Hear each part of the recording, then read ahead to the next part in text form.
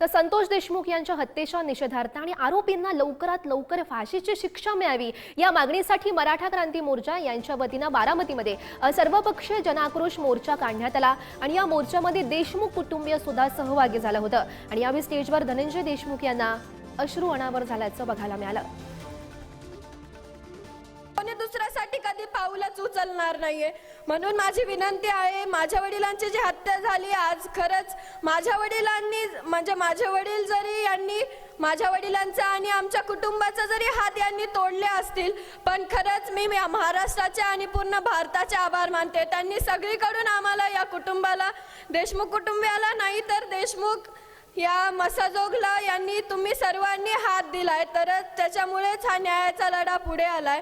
अजून ज्या जिल्ह्यामध्ये काही प्रकार आहेत सध्या चालू, जेल प्रशासनानं काय काम केलंय, त्याच्यानंतर ही घटना घडल्यापासून राजकीय पुढाऱ्यांनी कुठं हस्तक्षेप केलाय याचे पुरावे आमच्याकडे आहेत। आम्ही लवकरच मुख्यमंत्री आणि उपमुख्यमंत्री साहेबांकडे देणार आहोत।